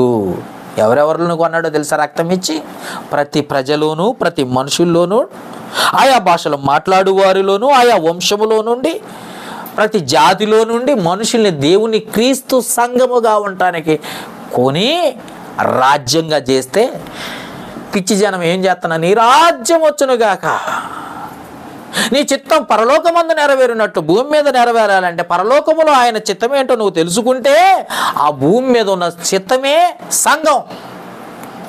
ఆ సంఘమే క్రీస్తు సంఘం. నీ సంఘం నా సంఘం కాదు, నీ పేరు నా పేరు పెట్టుకునే సంఘాలు కావు. లేకపోతే అమెరికా సొమ్మెత్తున్నారు కాబట్టి అమెరికా ఓడి పెట్టిన పేరు కాదు. ఆయన సంఘం, రక్తమిచ్చి కొనబడిన వాని సంఘం అది. కాబట్టి జ్ఞాపకం చేసుకోండి. అందుకే ఆయన రాజ్యం వచ్చునుగాక అంటే వచ్చిన రాజ్యాన్ని వచ్చునుగాక అని ఎన్నిసార్లు అంటావు? అవునా? ఆయన రాజు అయితే ఇంకా రాజుగా వచ్చుస్తున్నాడని ఎన్నిసార్లు పాడతావు? ఇంకాడ నుండి వస్తాడా? ఆల్రెడీ వచ్చేటప్పుడే రాజుగా వస్తే ఇంకా ఉన్నాడు. శోధనలో పడనీయక ఏమన్నాడండి? ఎక్కడ అది చదవండానా? మత్తయి సువార్త 6:9 శోధనలో పడనీయొద్దా. ఏమంటున్నాడు చదవండి. వాళ్ళకు నేర్పిన ప్రార్థన గురించి మనం చెప్పుకుంటున్నాం. ఈ చిత్తం పరలోకమందు నెరవేరినట్లు భూమి మీద నెరవేరును గాక. మా అనుదిన ఆహారం దయచేడు. నా ఒక నెలకు సరిపడే బియ్యం ఇంట్లో వేసేసుకొని మా అనుదిన ఆహారం దయచేయమంటావు. తినేటప్పుడు ఈ ఆహారం వచ్చిన శక్తిని మహిమ కొరకు వినియోగించలాగున సహాయం చేయమని ప్రార్థన చేయకోకుండా బియ్యం ఇంటి నిండా బియ్యం పెట్టుకున్నావు, గోడంలో బియ్యం పెట్టుకున్నావు, మా అనుదిన ఆహారం దయచేయమంటావు. ఎంత దుర్మార్గులు తయారయ్యారో తెలుసు వీళ్ళు. ఇంకేమంటున్నాడు చూడండి ఒకసారి. ఆ మాట అనొచ్చో అనకూడదో కూడా తెలియట్లేదు. మా రుణస్తులను మేము క్షమించిన ప్రకారము మా రుణములను కూడా క్షమించు. నీ పాపాలు క్షమించాలంటే నీ పాపాలు చేసిన వాడి దగ్గర నువ్వు పాపం చేసి ఎవరినైతే కించపరిచావో, అవమానపరిచావో, అసహించుకున్నావో, దూషించావో, బూతులు మాట్లాడావో వాడి దగ్గరికి వెళ్ళి నువ్వు ఒప్పుకోవాలి అంటున్నాడు. చూడండి మత్తయి సువార్త అదే 5వ అధ్యాయం. మత్తయి సువార్త 5వ అధ్యాయం చూడండి ఒకసారి. 5వ అధ్యాయం 22వ వచనం. నేను మీతో చెప్పున్నదేమనగా, చదువుతున్నారా, చూస్తున్నారా? 5వ అధ్యాయము 22వ వచనం. నేను మీతో చెప్పున్నదేమనగా, తన సహోదరుని మీద కోపపడువాడు విమర్శలోనికి లోనగును. విమర్శకు లోనవుతాడట, కోపడితేనే లోనవుతాడు. తన సహోదరుని చూసి వ్యర్థుడాను చెప్పువాడు మహాసభకు, అంటే తీర్పులోనికి వెళ్ళిపోతావు, జాగ్రత్త, మహాసభకు లోనవుతాడు. 23వ వచనం. కావున ఇంకా ఉంటాడు, లోనవును ద్రోహి అని చెప్పువాడు నరకాగ్నిలో పడిపోతాడట. ద్రోహి అని చెప్తేనే నరకాగ్నిలో పడిపోతాడట. అర్థమైందా? కావున నీవు బలిపీఠం వద్ద అర్పించేటప్పుడు, సంఘానికి వచ్చి ప్రార్థన చేసేటప్పుడు నీ సహోదరుని మీద విరోధం ఏమైనది కలదని అక్కడ నీకు జ్ఞాపకం వచ్చిన ఎడల అక్కడ బలిపీఠం వద్దనే నీ అర్పణ విడిచిపెట్టి, ప్రార్థన విడిచిపెట్టి, చర్చి మానేసి ముందు వెళ్ళాల్సింది ఎక్కడికి వెళ్ళాలి? వాడితో గొడవ పెట్టుకొని వచ్చి ఎక్కడ ప్రార్థన చేసినావు అనుకో, దేవుడు ఎంటనా విడిచిపెట్టి మొదట వెళ్ళి నీ సహోదరునితో సమాధాన పడుము, అటు తర్వాత వచ్చి నీ ప్రార్థన సంగతి చూసుకో అంటున్నాడు. నీ అర్పణ అర్పించు అంటున్నాడు.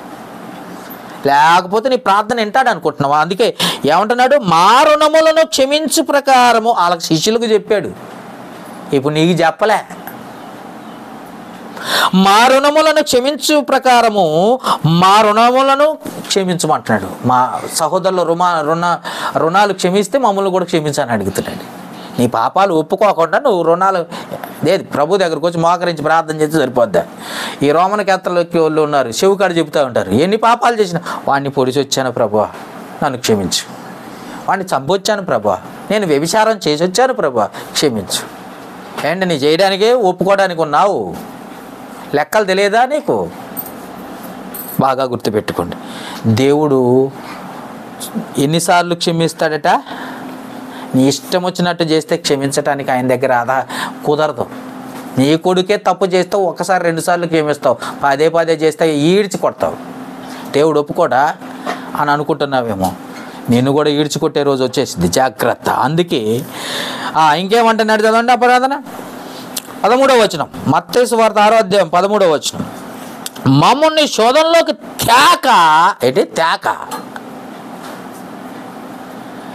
తేవద్దంటున్నాడు. ఏంటి శోధన? నాకు శోధన రాకుండా చెయ్యి ప్రభు అని అంటున్నాడా? అంటే తండ్రితో ప్రారంభించి, జాగ్రత్తగా వినండి, యేసు ప్రభు నేర్పించిన ప్రార్థనలో ఇక్కడ సందర్భం వాళ్ళకు చెప్పిన మాట వేరు, ఇప్పుడున్న జరుగుతున్న సందర్భం వేరు. చూడండి ఒకసారి యాకోబు రాసిన పత్రిక మమ్ములను శోధనలోనికి అన్నాడు కదా. యాకోబు రాసిన పత్రిక 1వ అధ్యాయము 12-13 వచనాలు చూడండి ఏమంటున్నాడు. ఇప్పుడు ఏమంటున్నాడు? అప్పుడు వాళ్ళ శిష్యులకు నేర్పించాడు, ఇప్పుడు ఏమంటున్నాడు చూడండి ఒకసారి. శోధనలోనికి అన్న ప్రార్థన శిష్యులకు నేర్పించాడు, మనకేం నేర్పించాలనుకుంటున్నాడు? శోధనను సహించువాడు ధన్యుడు, అతడు శోధనలో నిలిచిన వాడే ప్రభు తన్ను ప్రేమించు వారికి వాగ్దానం చేసిన కిరీటము పొందును. దేవుడు కీడు విషయమై శోధింపనేరడు. ఆయన ఎవరిని శోధింపడు కనుక ఎవడైనా శోధింపబడినప్పుడు నేను దేవుని చేత శోధింపబడుచున్నాను అనకూడదు. ఎందుకో తెలుసా? నువ్వు దాన్ని ఎదిరించి ముందుకు నడవాలని కోరుకుంటున్నాడు దేవుడు. కానీ శిష్యులకి ఏం చెప్పాడు? శోధనలోకి తేక అని చెప్పాడు. కాబట్టి ప్రార్థనలో వ్యత్యాసాలు ఉన్నాయి, జాగ్రత్త. అది శిష్యులకు నేర్పించిన ప్రార్థన. పరలోకమందున్న మా తండ్రి నీ నామం పరిశుద్ధపరచబడునుగాక అంటే ఆయన నామం ఎప్పుడూ పరిశుద్ధమైంది. ఏమంటాడు? నీ నామం పరిశుద్ధపరచబడునుగాక. ఇంకా ఏమంటాడు? నీ రాజ్యం వచ్చునుగాక. రాజ్యం వచ్చేసింది ఆల్రెడీ. నీ చిత్తము పరలోకమును నెరవేరినట్టు భూమి మీద నెరవేరునుగాక అంటే చిత్తం పరలోకంలో ఉన్నది. అదే సంఘం, అదే రాజ్యం, అదే పరలోక రాజ్యం, అదే క్రీస్తు సంఘం. భూమి మీద నెరవేర్చేది అక్కడే. మా అనుదిన ఆహారం మాకు దయచేయము శిష్యులకు లేదు. ఎందుకంటే అప్పుడు లేచి వాళ్ళు ఉన్న పలంగా వెళ్ళి వేరే వేరే గ్రామాలకు వెళ్ళి సువార్త ప్రకటించాలి. వాళ్ళ బాధ్యత అది. ఈరోజు నువ్వు కూడా అదే ప్రార్థన చేస్తావు. ఇంటి నిండా భోజనం పెట్టుకుని, చక్కగా రైస్ పెట్టుకుని, బ్యాగులు పెట్టుకొని ఆ ప్రార్థన చేస్తున్నావు. ఇంకేమంటున్నాడు? మా రుణస్తులను క్షమించాలని. అసలు నీకు ఎవరితో గొడవ పెట్టుకుంటావు వాడి దగ్గర క్షమాపణ అడగమంటున్నాడు. నీకు చెప్పింది అయితే, వాళ్ళకి చెప్పింది అయితే ఈ ప్రార్థన చేయమని చెప్పాడు. అర్థమైందా? ఇంకేమంటున్నాడు? మమ్మల్ని శోధనలోకి తేక దుష్టుల నుండి మమ్మల్ని తప్పించమన్నాడు. దుష్టుని ఎదిరించే బాధ్యత మనకు అప్పచెప్పితే, శోధనని ఎదిరించే బాధ్యత మనకు అప్పచెప్తే ఇంకా శోధనలోకి తేక ఎందుకు చెబుతున్నావో నీకు అర్థం కావాలి. ఫస్ట్ అది గుర్తుపెట్టుకోండి. కాబట్టి ఇది శిష్యులకు నేర్పించిన ప్రార్థన, మనకు కాదు. అర్థమైందా? దీంట్లో తండ్రితో ప్రారంభించి తండ్రితోనే ముగించారు. యేసునామం లేదు అక్కడ. బాగా గుర్తుపెట్టుకోండి. ఇజ్రాయేలీలకు లేదా క్రైస్తవులకు, ఇజ్రాయేలీలైన యూదులకు చెప్పబడ్డ మాట ఇది. కానీ క్రైస్తవుడికి కాదు చెప్పింది ఈ మాట, ఈ ప్రార్థన. క్రైస్తవులకు కాదు, శిష్యులు.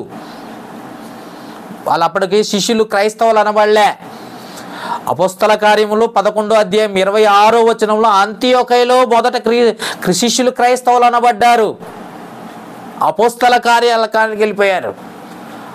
అది కూడా వాక్యమును విస్తారంగా బోధిస్తూ ఉంటే అప్పుడు అంతియోకయలో మొట్టమొదటిగా శిష్యులు క్రైస్తవులు అనబడిరి. అపోస్తల కార్యములో 11:26 వచనం, 11వ అధ్యాయం 26 వచనం. అప్పుడే క్రైస్తవులు కాలేదు యేసు ప్రభు నేర్పించే ప్రార్థన టైంలో. అది అప్పటికి వాళ్ళు యూదులు, ఇశ్రాయేలీలే. కాబట్టి జ్ఞాపకం చేసుకో. ఇది యేసు శిష్యులకు నేర్పించిన ప్రార్థన. యేసు శిష్యులకు నేర్పించిన ప్రార్థనలో ఉన్న ఆ టైంలో అవి లేవు, రాజ్యం లేదు. వారికి ఉన్న స్థితిగతులను బట్టి వారికి నేర్పించాడు. అది మనకి అప్పచెప్పిన ప్రార్థన కాదు, మనం చేయాల్సిన ప్రార్థన అంతకంటే కాదు. ఇప్పుడు యేసు నేర్పిన ప్రార్థనకి యేసు చేసిన ప్రార్థనకి తేడా ఏంటో మనం చూద్దాం. ఇప్పుడు యేసు చేసిన ప్రార్థన ఎలా ఉంటుందంటే, లేదా యేసు చేసిన ప్రార్థనలో ఉన్న లక్షణాలను మనం ఒకసారి అన్వయించుకుంటే ఎలా ఉంటుందంటే, మనము తండ్రితో ప్రార్థించి పరలోకమందున్న మా తండ్రి అని తండ్రితో ప్రారంభించి యేసు నామమును అడుగుచున్నాము తండ్రి అని ముగించాలి. ఇది మనం చేయాల్సిన ప్రార్థన. అర్థమైందా? ఇంకా ఏం చేయాలి? ఎఫెసీయులకు రాసిన పత్రిక 5వ అధ్యాయము 20వ వచనంలో, ఎఫెసీయులకు రాసిన పత్రిక 5వ అధ్యాయం 20వ వచనంలో ఏమన్నాడు చూడండి, జాగ్రత్తగా చూడండి. అపొస్తల కార్యములో 5వ అధ్యాయం 20వ వచనం. మన ప్రభు అయిన యేసుక్రీస్తు పేరిట సమస్తమును గూర్చి తండ్రి అయిన దేవునికి ఎల్లప్పుడూ కృతజ్ఞతాస్తుతులు చెల్లించుచు క్రీస్తు నందలి భయముతో ఒకరినొకరు లోబడి ఉండడి. ఏం చెయ్యాలన్నా యేసుక్రీస్తు నామంలో చెయ్యాలి, తండ్రికి చెయ్యాలి. ఈ మధ్య కొత్త ప్యాషన్గా ఒకడు వచ్చాడు, ఒకడు పేరెందుకులే కానీ సోషల్ మీడియాలో వచ్చాడు. ఆయనే తండ్రి అట, ఆయనే కుమారుడట, ఆయనే పరిశుద్ధాత్ముడట. ఇంకొకడు వచ్చాడు, త్రియేక దేవుడు, ఒక్కడే దేవుడు కానీ 7 వేషాలు వేసుకుంటూ వచ్చాడట, 3 వేషాలు వేసుకుని వచ్చాడట. త్రియేక దేవుడు. అసలు నీకు వాక్యం ఏమాత్రమైనా అర్థమవుతుందా? ఏ రోజైనా వాక్యం పఠించావా, ధ్యానించావా? ముగ్గురు ఒక చోట ఉన్న సందర్భం ఉంది బైబిల్లో. ముగ్గురు కూడా ఆయనే యేసు, ఆయనే తండ్రి, ఆయనే కుమారుడు, ఆయనే పరిశుద్ధాత్ముడు అని చెప్పుకుంటావా? ఇంకొంతమంది ఉన్నారు, యేసునా పరలోకమందు ఉన్న మా యేసయ్యా అని ప్రార్థన ప్రారంభించి మళ్ళీ యేసునామం అని అడుగుతున్నాము తండ్రి అంట. వీడు కొత్త మోడల్ ప్రార్థన. కాబట్టి తండ్రికి ప్రార్థన చేయాలి, ప్రభువైన యేసుక్రీస్తు నామములో చేయాలి తండ్రికి. ఇంకా చూద్దామా? యోహాను సువార్త 16వ అధ్యాయం 23-24 వచనం చూద్దాం. యోహాను సువార్త 16వ అధ్యాయము 23-24. ఆ దినమును మీరు దేని గూర్చి నన్ను అడగరు, మీరు తండ్రిని నా పేరిట ఏమి అడిగినను ఆయన మీకు అనుగ్రహించునని మీతో నిత్యముగా చెప్పుచున్నాను. ఇది వరకు మీరు ఏమీ నా పేరిట అడగలేదు, మీ సంతోషము పరిపూర్ణమగునట్లు అడుగుడి మీకు దొరుకును. నా పేరిట అడగండి. ప్రభువైన యేసుక్రీస్తు చెప్తున్నమాట, నా పేరిట తండ్రిని అడగండి మీకు వస్తాయి అన్నాడు. ఇప్పుడున్న కొత్త పాస్టర్లు ఏం చేస్తున్నారు? యేసు ప్రభు నామంలోనే ప్రార్థన చేస్తారు, యేసుకే ప్రార్థన చేస్తారు. అర్థమైందా? కాబట్టి జ్ఞాపకం చేసుకోండి. ఎలా చెయ్యాలో కూడా తెలియని పరిస్థితికి వచ్చారు పాస్టర్లు. కానీ వాళ్ళకు ఒక్కటే తెలుసు, సందా ఎట్ట రాబట్టాలి అన్నది మాత్రం బాగా తెలుసు. ఇంకో మాట చూద్దాం. కొలస్సీలకు రాసిన పత్రిక 3వ అధ్యాయం 17వ వచనంలో కూడా, కొలస్సీలకు రాసిన పత్రిక 3వ అధ్యాయం 17వ వచనం, మరియు మాట చేత కానీ క్రియ చేత కానీ మీరు ఏమి చేసినా ప్రభు అయిన యేసు ద్వారా తండ్రి అయిన దేవునికి కృతజ్ఞతాస్తుతులు చెల్లించుచు సమస్తమును ఆయన పేరట చెయ్యండి. ఎవరి పేరట చేయాలా? యేసుక్రీస్తు పేరిట. ఎవరి పేరట చేయాలా? తండ్రి అయిన దేవునికి కుమారుడైన యేసుక్రీస్తు పేరట చెయ్యాలి. ఇది చెప్తుంది. యేసునామంలోనే యేసుకే ప్రార్థన చేస్తే నువ్వు 2 from 2 ఒకే అడ్రస్ కొడితే ఆ ఉత్తరం వెళ్ళిపోద్దండి. నీకు నీవే ఒక సెల్ తీసుకో, నీ నెంబర్ నువ్వే నొక్కుకో. అమ్మా వింటున్నారా? నీ మొబైల్ తీసుకొని నీ నెంబర్ నువ్వే నొక్కుంటే ఏమొస్తుందో తెలుసా? బిజీ టోన్ వస్తుంది. సెల్లుకే బిజీ టోన్ వస్తుంది. నీ ప్రార్థనకి జవాబు ఎట్టవుతుంది? ఆలోచించండి. ఇప్పుడు యేసు చేసిన ప్రార్థన చూద్దాం. పూర్తి వివరణ యోహాను సువార్త. యేసు చేసిన ప్రార్థన ఏంటో చూడాలి కదా. మరి యేసు నేర్పిన ప్రార్థన ఇప్పటివరకు చూసుకున్నాం. జనం ఎలా ప్రార్థన చేస్తున్నారో చూసుకున్నాం. యేసు చేసిన ప్రార్థన ఎలా ఉంటుందో చూద్దాం. యోహాను సువార్త 17వ అధ్యాయం 1 నుండి చదువుకుందాం. యేసు ఈ మాటలు చెప్పి ఆకాశం వైపు కన్నులెత్తి ఎట్లా అని ప్రార్థన చేస్తున్నాడు. తండ్రి, నా గడియ వచ్చినది. నీ కుమారుడు నిన్ను మహిమపరచున్నట్లుగా నీ కుమారుని మహిమపరచుము. నీవు నీ కుమారునికి ఇచ్చిన వారందరినీ ఆయన నిత్యజీవం అనుగ్రహించినట్లు సర్వ శరీరుల మీదను ఆయనకు అధికారం ఇచ్చితివి. 3వ వచనం, అద్వితీయ సత్యదేవుడు అయిన నిన్నును నీవు పంపిన యేసుక్రీస్తును ఎరుగుటయే నిత్యజీవం. 4వ వచనం, చేయుటకు నువ్వు నాకు ఇచ్చిన పని, జాగ్రత్తగా చూడండి. ఇప్పుడు చేయుటకు నీవు నాకు ఇచ్చిన పని నేను సంపూర్ణంగా నెరవేర్చి భూమి మీద నిన్ను మహిమపరిచితిని. అది సంగతి. యేసు ప్రభు చేసిన ప్రార్థన ఏంటంటే, నన్ను ఈ లోకానికి ఎందుకు పంపించావో ఆ పనిని నేను సంపూర్ణంగా చేశాను తండ్రి. అర్థమైందా? ఆయన నన్ను ఎందుకు పంపించాడో అది సంపూర్ణం చేయాలి ప్రార్థనలో. ఏంటా పని? స్వార్థ ప్రకటించే పని. యేసుప్రభు ఏం చేశాడు? సువార్త ప్రకటించాడు. గ్రామాన అనేక గ్రామాలు వెళ్ళి అధికారులు ఎదుట, న్యాయాధిపతులు ఎదుట, సద్దుకైలు ఎదుట, శాస్త్రులు ఎదుట, యాజకులు ఎదుట సువార్త ప్రకటించాడు యేసుప్రభు. ఖండించాడు, గద్దించాడు, హెచ్చరించాడు. అది తండ్రి అయిన దేవుడు అప్పగించిన పని. నీకు అప్పగించిన పని నువ్వు కూడా చెయ్యాలి కదా. నువ్వు చెయ్యకుండా ఏ దాని గురించి చేస్తావో తెలుసా?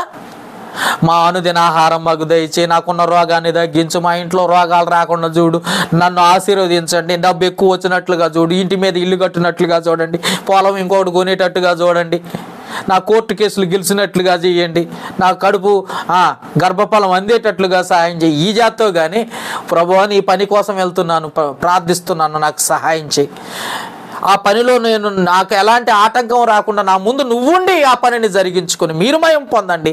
ఎట్ట ప్రార్థన చేయరు? ఏమన్నాడు చూడండి ఒకసారి 4వ వచనం, చేయుటకు నీవు నాకు ఇచ్చిన పని నేను సంపూర్ణంగా ఈ భూమి మీద నెరవేర్చి ఈ భూమి మీద నిన్ను మహిమపరిచితిని. తండ్రి మహిమ పొందాలంటే పని చెయ్యాలి. ఇది మనకి ఇచ్చిన ప్రార్థన చేసే విధానం, క్రమం. యేసు చేసిన ప్రార్థన కూడా ఇదే. ఆయన చేసింది చెయ్యాలి, చెప్పింది చేశాడు. తండ్రి అయిన దేవుడు ఏం చెప్పాడో అది పూర్తిగా నెరవేర్చాడు. సంపూర్ణంగా అంటే చచ్చేంత వరకు అని గుర్తుపెట్టుకోండి. సంపూర్ణంగా అంటే చచ్చేంత వరకు, లేదా అది పూర్తి అయిపోవాలి. చచ్చేంత వరకు ఆయన పని చేయాలి. మనకు వచ్చిన పని అది. మనకు ఇచ్చిన పని ఏంటో తెలుసా? దేవుని పని. అది మానేసి తిన్నామా పడుకున్నామా తెల్లారిందా అంటే మా అనుదిన ఆహారం మాకు దయచే, మేము కడుపు నిండా తింటాం, నిద్రపోతాం. ఆదివారం వస్తే చర్చికి వస్తాం, అది కూడా టైం కుదిరితే వస్తాం, లేకపోతే రాం అని నువ్వు అనుకుని పరలోకమందున్న మా తండ్రి నీ నామం పరిశుద్ధ, ఈ ప్రార్థన కాదు. యేసు చేసిన ప్రార్థన ఏంటంటే నీవు నాకు అప్పగించిన పని నేను పూర్తిగా నెరవేర్చి నిన్ను మహిమపరిచాను. ఇది ప్రార్థన అంటే. నువ్వు కూడా చెయ్యాలంటే ఆయన నీకు అప్పగించిన పని. మీరు సర్వలోకమునకు వెళ్ళి ఎక్కడంటే మార్క్స్ వార్త 16వ అధ్యాయం 15వ వచనం. మార్క్స్ వార్త 16వ అధ్యాయం 15వ వచనం. మీరు సర్వలోకమునకు వెళ్ళి సర్వ సృష్టికి సువార్త ప్రకటించండి, నమ్మి బాప్తిసం పొందినవాడు రక్షింపబడును, నమ్మని వానికి శిక్ష విధింపబడును. అది నీ పని కాదు, నేను చూసుకుంటాను. నీ పని ఏంటంటే సువార్త ప్రకటించు. ఆయన పని ఏంటంటే సువార్త ప్రకటించడం. తండ్రి దగ్గర నుండి కుమారుడు ఎందుకు వచ్చాడంటే వాక్యాన్ని ప్రకటించి అనేకులను రక్షణ మార్గంలోకి నడిపించడం కొరకు వచ్చాడు. ఇదే మాట లూకాసు వార్త 19వ అధ్యాయం 10వ వచనంలో, నశించిన దాన్ని వెతికి రక్షించుటకు మనుష్య కుమారుడు ఈ లోకానికి వచ్చాడు. అదే తిమోతికి రాసిన మొదటి పత్రిక 1వ అధ్యాయం 15వ వచనంలో ఏమంటాడో తెలుసా? పాపులను రక్షించుటకు వాక్యం పూర్ణ అంగీకారమునకు యోగ్యమై ఉన్నదని చెప్తాడు. అంటే వాక్యం ప్రకటిస్తే పాపులు రక్షింపబడతారు. ఇది మనకు అప్పగించిన పని. ఇది చేయడం మానేసి నువ్వేదో చేస్తానంటే కుదురుద్దా? ఏమన్నాడు? పని చేసి ఏమడగలో తెలుసా? 5వ వచనం చదవండి ఇప్పుడు. యోహాను సువార్త 17వ అధ్యాయం 5వ వచనం. తండ్రి లోకం పుట్టక మునుపు నీ యొద్ద నాకు ఏ మహిమ ఉండెనో ఆ మహిమతో నన్ను ఇప్పుడు నీ యొద్ద మహిమ పరచుము అన్నాడు. అది సంగతి. పని చేస్తే పరలోకం ఉంటుంది, పని చెయ్యకపోతే పరలోకం లేదు. పనివాడే జీతానికి పాత్రుడు, పని చేయని వాడికి నరకం తథ్యం. ఇది దేవుడు యేసుప్రభు చేసిన ప్రార్థనలోనూ మనం చేయాల్సిన పనిలోనూ ఉంది. ఇది గుర్తుపెట్టుకోవాలి. లేదు నేను ఎట్లానే ఉంటాను, ఆదివారం వస్తే 1 గంట కూర్చుంటాను, హాయిగా నిద్రపోతాను, నా ఉద్యోగం నేను చేసుకుంటాను, నా వ్యాపారం నేను చేసుకుంటాను, నా పని నేను చేసుకుంటాను, ఆదివారం మాత్రం ఇంకొకటి అంటాడు ఆదివారం నాడే ఎందుకు పోవాలి చర్చికి వెళ్ళి. వాడికి ఇంకా వాక్యం తెలియని పరిస్థితి. కాబట్టి జ్ఞాపకం చేసుకోండి, ఆదివారం వస్తే కాదు పని కూడా చేయాలి. ప్రార్థన ఒకటే కాదు, ముందు పని చేస్తూ ప్రార్థన చేయాలి. ప్రార్థన చేస్తే సరిపోతుంది అనుకుంటే పొరపాటు. ప్రార్థన చేస్తూ పని చేస్తూ ప్రార్థన చేయాలి. అది ముఖ్యం, దేవుడు కోరుకుంటున్నాడు. కాబట్టి జ్ఞాపకం చేసుకోవాల్సిన విషయం ఏంటంటే యేసు నేర్పించిన ప్రార్థనలో ఇవన్నీ లేవు. తర్వాత కాలంలో రాను సంఘం ఏర్పడుతున్న సందర్భంలో నేర్పించిన విధానం ఇది. యేసు చేసిన ప్రార్థనలో విధానం ఇది. ఇంకేమంటున్నాడు? ఇంకొక మాట అన్నాడు, అది కూడా చూద్దాం. హెబ్రీలోకి రాసిన పత్రిక 10వ అధ్యాయం. హెబ్రీలోకి రాసిన పత్రిక 10వ అధ్యాయము